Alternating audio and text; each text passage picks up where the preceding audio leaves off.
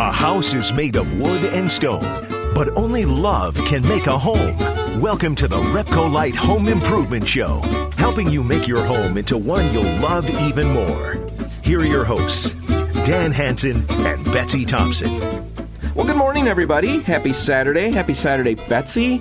How are you doing? I am doing well. How are you? Living the dream. Top of the world. I'm the top of my game. This is as good as my game gets. Yeah, that's unfortunate. I know. Let's not talk about that too much because I'm sure that's going to get embarrassing for me very quickly because you can spin verbal circles around me. We've established that. Anyway, I would go on and tell everybody at home about all the amazing things that I have done this week, all the adventures that I have lived, all the shenanigans that I have pulled, but I can't because you told me at the beginning you had stuff to say. Yeah, I got an email from House Beautiful. I get a ton of them a day. And it's good if you're looking for radio topics. And this one happened to catch my eye just because the title says, "This real estate listing looks ordinary until you get to picture number 30. Okay. And of course, I'm sitting there going, what is wrong with picture number 30? That, everything looks normal until then. And so there are roughly 70 pictures, and they're showing this house in Missouri, the exterior pictures. It's a nice red brick house, very old, from the late 1800s, kind of sits on a hill, gorgeous trees around, it looks... Sounds like a dream. It does. And... then there's a little thing, sometimes in articles they put in a little snap of someone's Twitter comment or whatever. Sure. And someone says, "So I wondered why a house with this amount of square footage only has 2 bedrooms and 2 bathrooms." How much square footage again was it? This, I didn't tell you yet. This house you didn't tell me yet. 2,465 square feet. Well, I'm glad you didn't tell me yet because I would have felt like I was a terrible listener.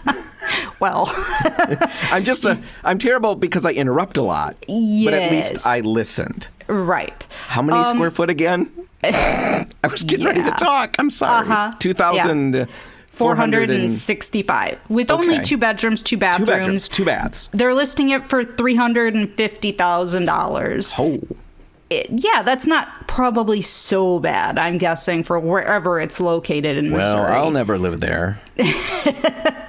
So they show you pictures, the first 28 or so are very nice pictures, nice pictures of the bedrooms, bathrooms, about average size, not anything, holy cow, those are huge. Nice wood floors. There are the original old wood floors throughout. This gorgeous kitchen with, white cabinets and very neutral looking. And then you come across a picture with this door in the kitchen. It's just a nondescript white door. It's open, and behind that white door is a metal door, and it makes you think, okay, what is going on here? What is that for? Is it an elevator shaft? Is it... That would be unusual. Like a speakeasy?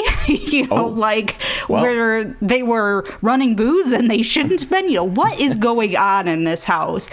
And then you scroll through a couple more pictures, and it's pictures of jail cells. It's a jail? It's an old jail, the Howard County Sheriff's House and Jail that was built in 1875.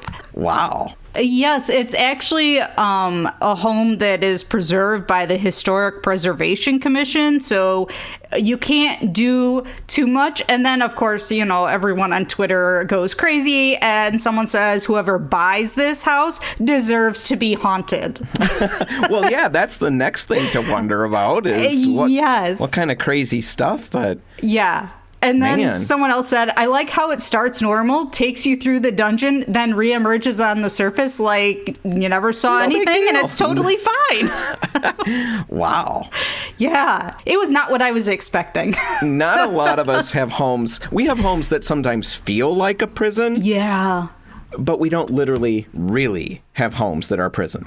No, this one is very old, and I mean, it is... It's rough looking. I mean, it is all the original. Oh, so it's a fixer-upper. Oh, yes. Well, I don't know. I mean, it has the metal bunks where you put a lot of people in a holding cell in one area, and yeah, it looks like, it looks like something out of a movie. Let's be honest. It looks like a jail from a movie. Well, I like the idea. It's a fixer-upper if you're looking for something different. Yes. Something that will impress the fam come Christmas time. Right. You never know. You never know. Betsy, the listing is in Missouri, you said? Yeah. All right. So not around here. Not around here. Sorry. So sadly for us, we'll have to stick with regular homes. Unless you can find one that. Yeah, you never know. Like I said, we feel like we're in them sometimes, but right now, let's transition into what we really want to talk about, although that was very interesting. It was. All right. What do we want to talk about? I know what we want to talk about. I don't even have to ask you. It's fall, and that means we've got our fall home maintenance, what do you want to call it? Episode? Maintenance Not really and prep a full episode? Yeah, there's a lot of stuff. So Yeah. let's just jump right in. We'll just surprise you with what's on the rest of the show as we go. It's all great. You don't even have to worry about thinking about staying. Well, just stay. technically it all does have to do with fall. Oh, yes. See? Technically. So anyway, yes. Lots of that. Right now, fall maintenance. Let's start on the outside. There's so many things that you should be doing right now, and this is a nagging segment. Sorry about that. But just so you know, I'm nagging me. Because most of these are things that I've not yet gotten to. So I made a list of things I should be tackling in the next few weekends, and I just thought I'd share it with everybody. So first off, the underground sprinkling. You've got to get that winterized right now. If you haven't already done that, get on top of it. I just had mine done just 2 days ago. They came out and did that. It's quick, it's easy, but you want to make sure you do it. Just in case you're not aware, if you don't do it, here's what you're looking at. Water can be left in the pipes, and of course, when it freezes, water expands, and that could possibly crack the pipes or the fittings. Water in the sprinkler heads could easily break them. Other valves and equipment could break. The previous owner of my house was telling me when I bought it, and he was walking me through everything, he had forgotten to do this one winter. And what happened to him, I should clarify, it wasn't that he left it over the winter. He actually just forgot to get to it, and we had some really cold weather near the end of October, and it broke his pump. Oh, yeah. So he had $200 worth of getting a new pump outside. So you still got time to get it done. We don't always think about it. One thing to realize is what a lot of people talk about, and I always thought, you're not always 100% of the time going to have problems if you don't get to it. So if you're one of those people who skipped it one year and you had no problems in the spring, don't think that means, hey, that's how it normally works. It means you got really lucky. You got lucky. So get in touch with an irrigation service and get them out to your house. It's generally around $80 to $100. It's worth it. Get them to winterize your system. That's the first thing. Another one is to keep up on the gutter cleaning. Not just clean the gutters, but keep up on it. Yeah, you can't do it just once, when they get full towards the beginning of the fall season, when the leaves just start falling, and then not think about it again, because the leaves continue to fall. And let's face it, depending on when we get that dreaded S word that ends with the W. Oh, I didn't know where. This is a family show, Betsy. Well, that word that so many people really cannot stand. Snow? Oh, you said it. My daughter, Hannah, you know Hannah. She I is do. talking nonstop that she can't wait till it snows. Well, you want to know what's funny, though? I love snow, too, so I know I'm you with do. her. Yeah, see? I know that. But here's the deal. Hannah talked 2 weeks ago, all about snow. Then we got last week that was colder, just a slight touch colder. Guess who was the first child to crab incessantly about the cold? Hannah. We all pointed out the hypocrisy there. But anyway, when we get that snow... When we get it, it brings down a ton of leaves that have not fallen before that point. And so then our gutters are full again. The problem with that is then when you get the potential rain after the first snowfall, or you get some melting snow, it just creates a disaster, and you end up with a mess, potentially water going places it shouldn't be because, well, your gutters are clogged and so are your downspouts. So clean everything out. Right. Downspouts included. And keep up on it, like Betsy's saying. Over and over again, they can weight themselves down, they can get damaged that way, all kinds of things happen. just make sure you stay on top of it. Seal out the mice. Oh, yes. This is something we talk about every single year, but right now, it's mouse season. Yeah. They're trying to find ways into our homes. They're looking for warm places to spend the winter. Here's a few things to think about that will probably make you a little uncomfortable. If you're squeamish, look away. But keep listening. Mice climb remarkably well, way better than you think they do. I promise you, no matter how well you think they climb, they can beat that. Yep. They can enter through a hole as small as a dime. Yep. Think about that. We've talked about those things before. Here's a new one. Each mouse can have up to 60 babies each year. Yeah. And here's the even better news.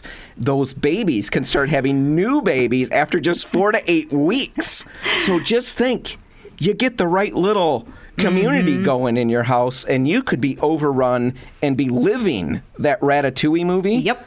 Only with mice in just a few weeks. So you want to do everything you can to prevent them from getting in. So take a walk around the house and remember those things that we talked about. They can enter through those tiny little holes and that they climb. You've got to watch for areas low and areas high. Yeah, just take a walk around the house. Look for the larger the hole, the larger, you can't just caulk something like that. So it's worth investing in some copper mesh to put over those, and then potentially some of that spray foam behind that. The more layers you have, the better. Don't just use the spray foam, because trust me, they will chew right through it and have no problem doing so. Right. They have no problem getting through caulk or the spray foam. You've got to have that wire mesh, and you want to use the copper mesh because it's not going to rust or degrade outside. Right. Check it out. They're looking for ways to get in. 60 babies a year. And those babies can produce babies in 4 to 8 weeks. Yeah. Yeah. Just think about that. We're going to take a break, and when we come back, we've got more exterior fall projects that you're going to want to tackle. That's all coming up next. Stay tuned.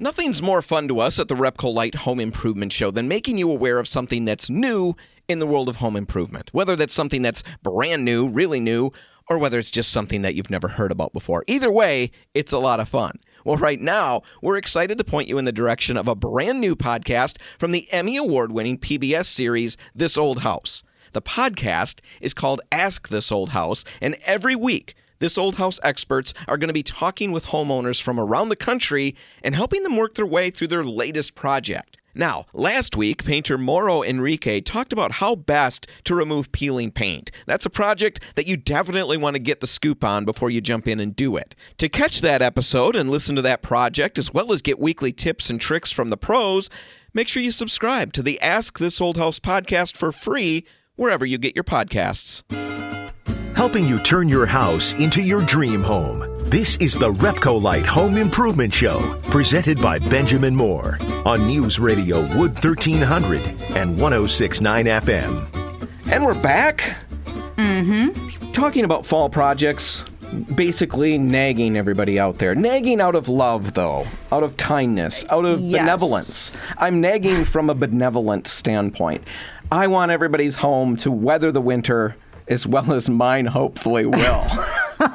No promises, because I don't know if I'll get all of these things done. These are all projects that I have to tackle. And sadly, we're not even going to be able to get to all of the projects that I want to talk about. But let's get to the important ones, the really super important ones. Chimney inspections, Betsy.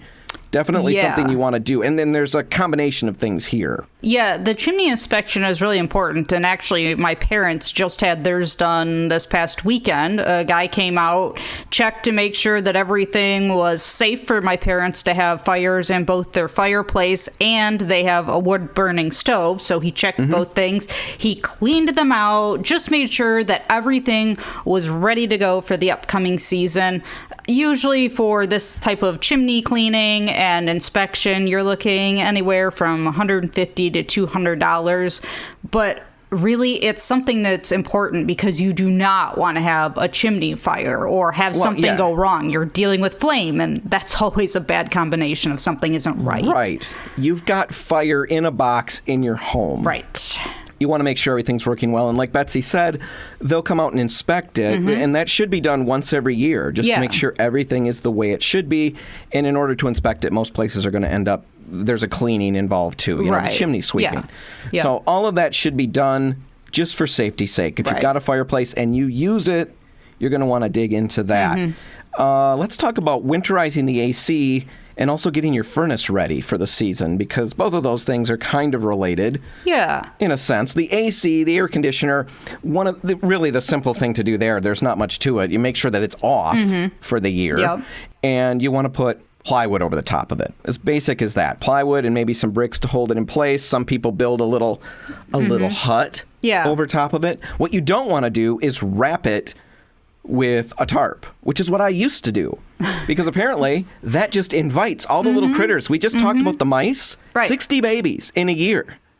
Talked about that. And when you put the tarp on there, it's like saying, hey, come on in here. It's warm in here. At least it's a break from the wind. Right. You don't want to create that space in your air conditioner. No. Because trust me, if you don't catch it and you start it up, you don't want to deal with that either in the spring. Right. It's a lose-lose all the way around. Yeah. Just the plywood on top.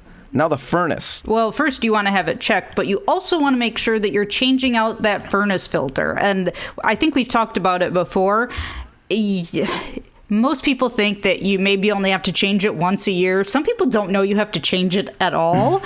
But the more pets that you have, the more kids that you have, things like that, the more you want to change that furnace filter. So have somebody come out, check the furnace, make sure that it's running correctly, make sure that there are no cracks or anything like that, because I think we talked about it with Brad Krause from Service Professor a while back. He said that they can actually say you have a crack and it's emitting toxic gases, and so you need to make sure that that thing is running appropriately. Brad mentioned that sometimes they do have to condemn them because there's a cracked heat exchanger, Right. and that can be very dangerous. Carbon monoxide can enter the home, and they're required to replace it. It's not like they do a little dance and say, aha, guess Right. what?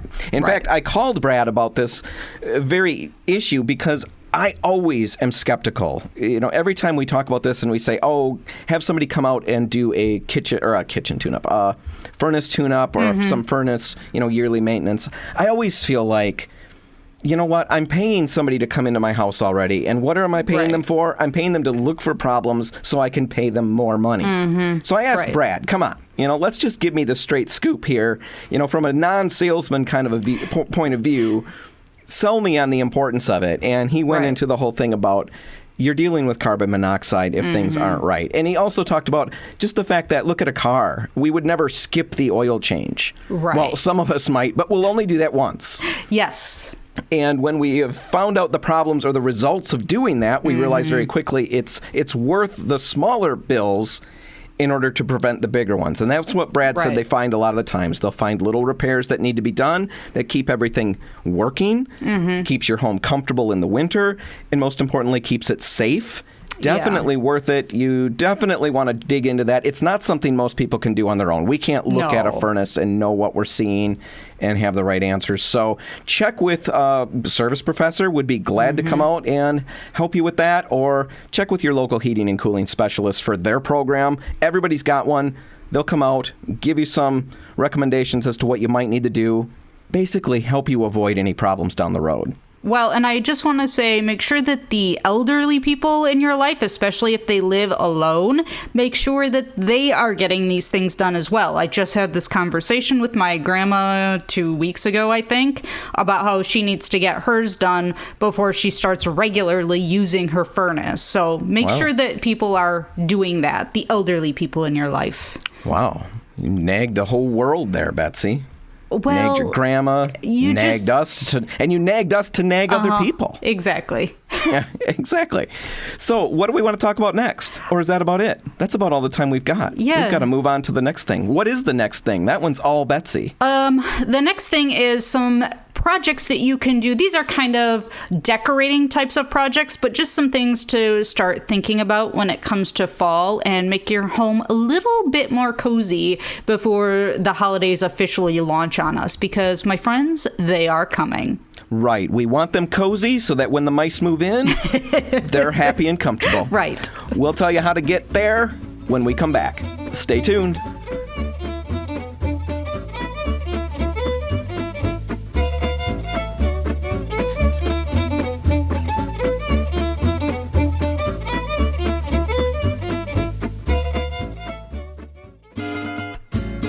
If you want to take your DIY skills up a rung, the RepcoLite Home Improvement Show is here to give you a boost on News Radio Wood 1300 and 106.9 FM. And we're back. Our fall preparedness segment, right, Betsy? or episode. Fall episode. Preparedness episode. Yes. So if you're heading into fall, and we all are, and you missed the first half of the show, you're clearly not going to make it through the fall. So you're going to want to go back and catch the podcast. They're just a couple steps behind, that's all. That's right. And you'll probably survive anyway. Probably. Right? It's not like we had groundbreaking, life-saving... Well, we did. We did have potentially life-saving things. Yes, potentially. Because that is how we roll here. Hey, so... Oh, so that's that, huh? Yes, I just want to interject something that has just dawned on me. We have this new way of recording these shows with you in our studio and me at home with the microphone and this new little way of doing it. And there's we're because they don't know about that yet. We're using it's called Squadcast. We recommend it highly. And we can see each other while we record. And it's almost like a Zoom call, kind of, so you can see the person. I just realized that my headphones match my earrings that match my shirt. I am totally color coordinated today. And I just realized, I realized a little bit ago that I had a huge stain on my T-shirt. And I could not take my eyes off it. It was very distracting. I know. Because I was wondering what you ate that you spilled all over yourself. Oh my goodness. At the end of the segment, Betsy said, do you have a different shirt there? You got a stain on your shirt. It's distracting. Yeah. While I sit here all color coordinated, you sit there with a salsa stain or something on your shirt. Yeah, I'm not sure what it was. I think it was chili. I'm an idiot. I know. Wow. We just talked about Zoom meetings and the importance of, but the space looks nice, doesn't it? I just forgot about me. Yeah. Anyway, you're gonna talk about getting our home prepped for fall decorating, right? And we're not talking holiday decorating at this point. No, we're just talking about things that are going to make it feel a little bit more, like fall, a little bit cozier and things like that. And we just got done talking about things to get your home ready, preparedness types of things. And one of the things that I want to bring up that you should probably be doing first and foremost, a lot of us think about fall cleaning, closing up all of our windows and doing things like that. Mm-hmm. But along with all of the chimney sweeping and other stuff that you need to do, now is a great time to start prepping for your future holiday parties. A lot of us start about Thanksgiving time, maybe even sooner. And then we go right from Thanksgiving into Christmas. And it seems like once Thanksgiving hits, it's just complete chaos. Yeah, it is and we don't have time for anything. So one of the things that you could start doing right now, and we're going to talk a little bit more in depth about this maybe next week. We're going to kind of talk about mudrooms, but just be thinking, now's a great time to be putting out areas, maybe it's in your front entry, maybe it's a mudroom, maybe you have people enter through a side door or something. Make areas for coats, hats, boots, gloves, all of that kind of stuff, where when people start showing up for your parties or your dinners, gatherings, whatever, there's a space for all of these things to go. So be thinking about that. And that's what we want to talk about next week. I think we're going to get into that. Mudrooms. Yeah. And some of the things that Betsy's talking about, a lot of us might say, well, I don't have that space. I don't have... Right. Well, we're going to give you some ideas next week. Yeah. And we'll solve all those problems as a team. Because that's how we roll here. Exactly. We're a big old team. So let's start kind of with some of the really simple things that you can do. We're going to go to the decorating kind of side of things right now. So the fall, and going into winter, because most of these things, with the exception of a few, are things that you can take right from fall in through the winter season. So you don't have quite as much to do when winter comes. Now is a great time to start using heavy, warmer fabrics in your decorating and just getting them out in general. So add some leather to what you've got out already. Some faux fur or the faux sheepskin, which is so soft and dreamy. Use those knits and wools and velvet, those heavier fabrics that we usually think of when we think of fall and winter. Get those things out and use them as part of your decor right now. and find those things in fall colors. And let me say, if you choose red, it transitions right from fall right into winter and Christmas and things like that. So if you choose red, it's very versatile when you're going through this. But you can also throw in some oranges, some gold, some brown, use plaid, use a feather pattern, which I am loving this season, perhaps some leaves. I've seen a number of prints that aren't the normal leaves. They almost look like they're stamped or something. It's not an in-your-face leaf pattern, but some of the, I don't know, what do they call that? A more abstract leaf pattern? Sure. Yeah. Sure. Find some things like that. That's what I was thinking. I was just going to bring in a handful of leaves from outside and throw that around. Well, that'll be good. You know what? It's Instead realistic. of leaves, I have previously picked up acorns, and then I painted them, and I used that in fall decorating. So technically, you can bring in things from outside indoors. Right. I would probably freeze the acorns first for a while. We did the same thing, and they were loaded with some kind of crazy worm that we all noticed crawling around the table one night while we were eating dinner. Really? We traced it back to the acorns. I did not have that problem, but I looked for ones that specifically did not have holes. Yeah, see, hindsight. 2020. When you're talking about getting all of that stuff out, the very first thing I think about, though, is, okay, you're introducing all these colors to your room, making some changes. Yeah. Getting your spaces painted now, a lot of the times people think about, okay, we're getting closer to Thanksgiving, let's get ready for Thanksgiving. Right. And it's like you said earlier, it's always too late. By the time we hit that point, it's too much work to bite off. Now's the time. And if you find a nice neutral, it doesn't have to be a boring color. Neutrals aren't boring. We talked about that over and over again. But if you get the right color, you can move through all of these different colors and fabrics that you're talking about. Right. Without having to change that. And it'll still really, really clean up the space and help you get ready for this next season of spending a lot of time indoors. Yes. You might as well get those spaces cleaned up and ready to go. We'll help you with all of that.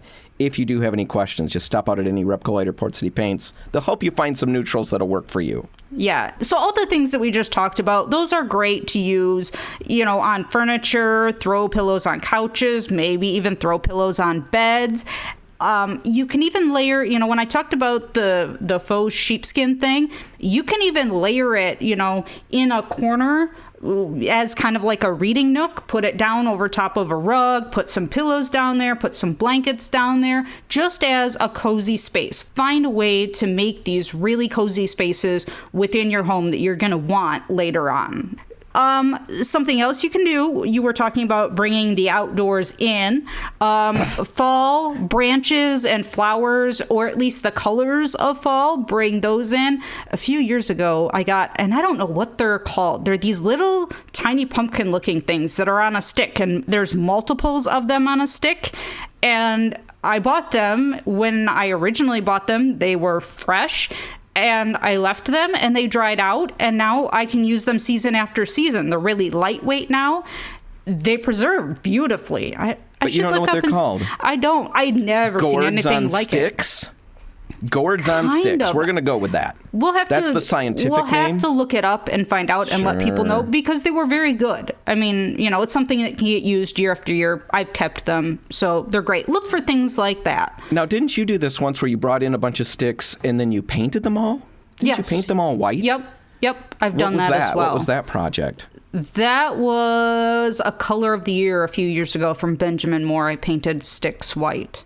Oh, to create kind of that a wintry kind of a feel. Yep. Yeah, that was really cool, too. Yeah. But you Special can primers, lots of prep work, I'm sure, right? Well, and a few years ago for one of our design events, I think I did, like wheat or something. I put a bunch of them together with different colors of embroidery floss, fall-colored embroidery floss, put beans in a clear glass vase, and then put those wheat or straw, whatever it was, I think it was wheat, in there. It just makes it feel like fall, but then it can be swapped out come winter, for whatever. Also, be thinking about... We get this idea in our head of fall means gourds, it means pumpkins and things like that. Gourds on sticks is technically the term. Or just technically gourds in general. Green, orange, yellow, maybe even red. And we always think that they have to look like a pumpkin or whatever, but they don't. There are so many options out there right now for perhaps glass pumpkins or gourds in varying colors, not just orange. I've seen some really cool ones. It's like a blown glass kind of thing. Okay. Some of them are really cool. I've seen some like rattan pumpkins, so it's a very natural material. They're a woven pumpkin. I've seen pumpkins that are painted different colors, so white, and maybe they have splatter paint on them, or they have some marbling on them. Find colors that work for you. They don't have to be fall colors. They can be the fall feel with just what they are, as an item, and then your own color scheme. See, and that's really interesting because, you're using the visual to convey the seasonal aspect of things, but you can still bring your colors in. And no matter what you're working with, Sticks is a great primer. Yep. It's a primer from Insulex. It's a Benjamin Moore company. We talk about it all the time. It bonds to everything. And if you've got a hard-to-paint surface, I'm not talking about real pumpkins, but if you buy other, you talked about some things you might find in a store somewhere that's not the color you want. Right. Sticks is definitely something you could use just to get them up to where you want to be. And don't forget about the Benjamin Moore sample pints, where you can get whatever color you want in a small little pint. Just an inexpensive way to get your colors out there. Right. Another thing you can do is, my parents heat with wood. They have a fireplace. Don't just bring your wood in and dump it. Make it a part of your fall feeling. So, stack it very neatly, or perhaps put it in a basket. My mom has birch bark logs that she has neatly put into a basket by her fireplace.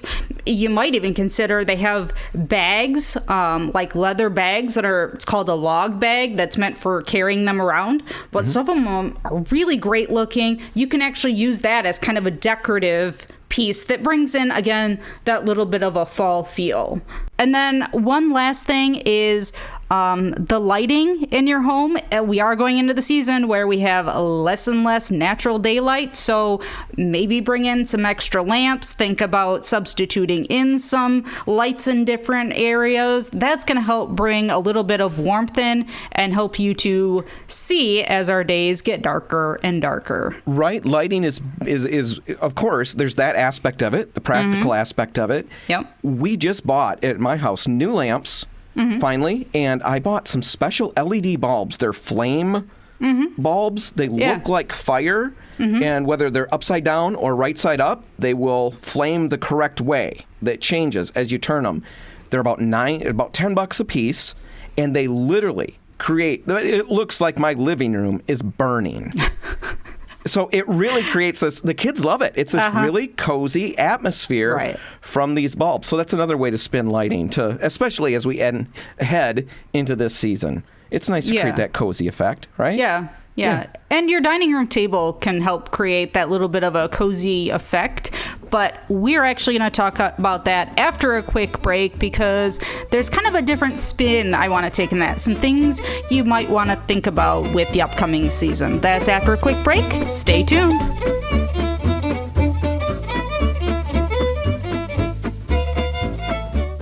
Well, Betsy and I are excited to recommend a brand new podcast for all of you do-it-yourselfers out there. It's the Ask This Old House podcast from the Emmy-winning PBS series. So if you're a fan of the show, you're going to love the podcast, because each week, trusted experts at Ask This Old House are going to share home improvement advice, recommendations, tips, and tricks with homeowners from around the country. Now, coming up this week, home technology expert Ross Trethui is going to be speaking with homeowners Marissa and Andrew about how to properly insulate an attic. Now, with fall deepening, you're not going to want to miss this one. And the best way to catch it is to subscribe to the Ask This Old House podcast for free wherever you get your podcasts. If you want to take your DIY skills up a rung, the RepcoLite Home Improvement Show is here to give you a boost on News Radio Wood 1300 and 106.9 FM. And we're back. One last segment, Fall Preparedness 101 with the RepcoLite Home Improvement team, starring me, Dan Hansen, and you, Betsy Thompson. And you, the listener. I don't know everybody's name. I'm not even going to try because we don't have time. No. What are we talking about? You ended the last segment talking about tables and things. Yeah, fall dining room tables. And I guess this is kind of has to do with fall, but not entirely, because I was thinking the other day about dining room tables. We did a segment, I think it was last week, on, the home office, and get your home office off of your dining room table, get it away from the space you eat. And I was thinking about that in conglomeration with the fact that Thanksgiving is coming, and what do? We bring out all the fine china and things like that, the things we only use, once a year, maybe twice a year, right. Thanksgiving and Christmas. The Corral dishes come out at my house. Right. Well, some of us have stuff that's been handed down or whatever, and we only use certain things at certain times of the year. And, if you are using your dining room table as a home office, you are less likely to be using it for dinner, let's face it. And I know that there are a number of kids now who are doing school from home. Now, maybe they're not doing it on the dining room table, but they're just always home. And it got me thinking about this whole idea of a family sitting down to dinner. It used to be that was something. Everybody gets home from their day, kids home from school, parents home from work, everybody sits down, in some way, shape, or form, and has dinner. But with everything a little bit different, with kids working on their schoolwork at home and not really leaving, and parents working from home, suddenly you're losing that sense a little bit of the dining room table. And so I was thinking maybe it's time to make that dining room table a little bit more special. Lunch, okay, it happens. Kids are in the middle of things. Parents are in the middle of things. Everybody's in the middle of something. But now is a great time, with everything that we've been through, to make that dining room table a little bit more special. Not just bringing out those dishes and things once or twice a year. Bring them out now. Incorporate them into your dining room table and make one meal a day that special time. It just kind of brings a little something extra in. So with the fall decorating thing, maybe it's time to put a fall tablecloth on your table. Maybe it's time to bring in some really cool placemats. Maybe it's time to get out that china. I have stuff that my grandparents, it was their very first, I guess, china, if you will. It has a very, I don't know, it looks like cave paintings. It has like cave paintings? Yes, it has like these stick figures with bow and arrows, and there are you making an age joke about your grandparents? No, grandparents are supposed to be old. Well, yes, but this was their the cave paintings. Special china. I know, but I always look at this. I'm one of those people who can't give it up because it was their first china, so it means something, but I don't too often get it out because it's just maybe not my style. But I keep thinking, this is the perfect season for it. It feels like fall china, and why not get it out and use it now and make these meals every day, once a day special. So it doesn't just become redundant. It adds that little bit of extra oomph that I think we're all kind of looking for right now. And it's not just, we got to wait till Thanksgiving or Christmas. Get it out now. Make it part of your fall dinner time scape. And, utilize it. Don't just let it collect dust. I think that is such a good idea, because like you're saying, when we're home so much as it is, it becomes mundane. We're just at the table. We're always there. Why? It's not special anymore. Right. It doesn't have that feel to it. So create that space. When you decorate the table that way, it's going to make it harder to use that space as an office or as, which is why you want to create other areas. Right. But of all the things that have happened in the last year, you almost hate to say it because it's almost cliched and everybody's saying it, but family and what's important really has risen to the surface. Right. And finding a way to gut through what's going to be an initially tough time of getting everybody at the table, as many people as possible. Because I've done this at home and it's not easy. And there's some kickback because they're used to watching their little phones and stuff, and now we got to put those things away. Doesn't take long, though, before everybody just starts to adapt. And now there's no question about where are we eating. We're eating at the table, and we have a lot of conversations, and a lot of great stuff happens. It's a really important thing to do. Really good idea, Betsy. You get a B+ on that one. I'll give you an A. That's I'll give it? You, no, I was just messing with you. But I don't have time to mess with you because that's it. The show's over. Just Yes, like it is. that. It's done. If you want to catch this one again, you can find it online at RepcoLite.com. And when you go to RepcoLite.com, you could do us a great favor by subscribing to the podcast, which is basically just the show that comes out again. But that way you will never miss it. If you do miss an episode, you'll always get it delivered right to you, and you can find a way to sign up for that podcast right on the homepage. Just click that link and check it out. Check out Betsy's inspirations page, where she's got lots of photos, lots of color schemes put together, and then really well-written little paragraphs that are kind of homey. They're really cool. Thank you. Yeah, really well written. Wow, 2 compliments back to back. I know. Those things are great. They're not viewed enough. People need to check them out.